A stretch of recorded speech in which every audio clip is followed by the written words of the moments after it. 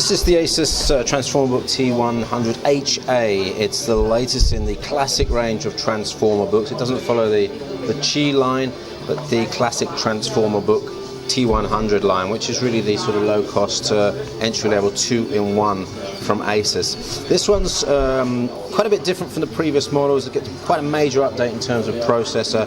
We've got the Intel Atom Z5 in here.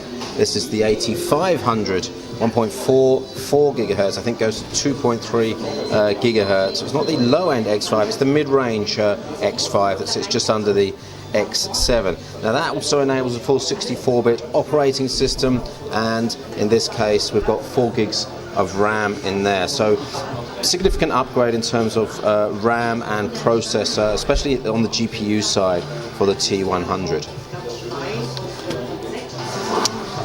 Let's have a look at the ports as well, because there's one important change here too. We've got the USB, full-size USB port in the base unit here. Headset, micro USB, micro HDMI, and that micro USB is for charging too. And then we've got a micro SD card slot, but the big change is on the other side. So let's take a look at that.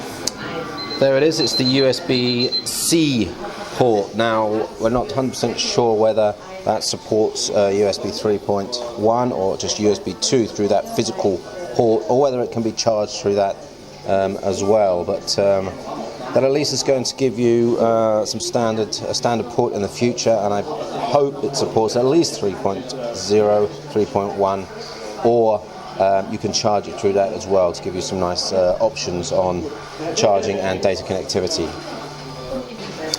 Unfortunately, it's still a 1366 by 768 screen resolution. You do notice it as soon as you turn this on that it's a very low-res screen for a 10-inch device of late 2015, 2016. The keyboard isn't vastly improved either over the previous models. Square keys, reasonable feedback, but fairly basic, very netbook style keyboard experience, and not a luxury experience, as is the touchpad here, which is also fairly basic. And in this case I couldn't actually get the multi-touch working on it. It doesn't show up in the settings. The tablet section is fairly lightweight, 580 grams, could be a little bit lighter, fairly slim, fairly nicely designed, easy to hold there. There's a 30 watt-hour battery inside. ASUS are claiming 12 hours. That will be with a mid or low brightness level on video playback. I would expect 30 watt-hour battery to be bringing about 6 watts of Wi-Fi productivity on this. Should be no different from any of the other atom-based devices that we've tested in the past in terms of productivity, battery life.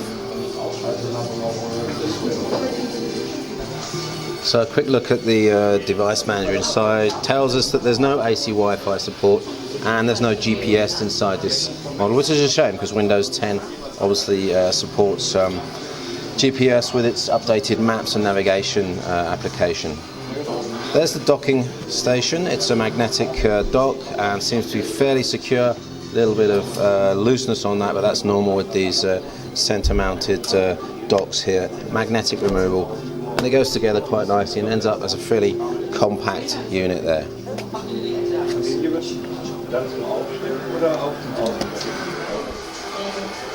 So overall, it's looking like a very good upgrade for the Transformer T100 in the HA with the Atom, 4 gigs of RAM possibility and USB-C there, and this is already available to order in the market. It's not shipping yet, but prices are looking comparable with previous T100s. Remember, the T100 Qi still sits above this with the slightly slicker design and the better keyboard, but this looks like being one of the best value T100s and really taking it a little bit above just basic usage through into some more productivity with the extra RAM and extra graphics as well.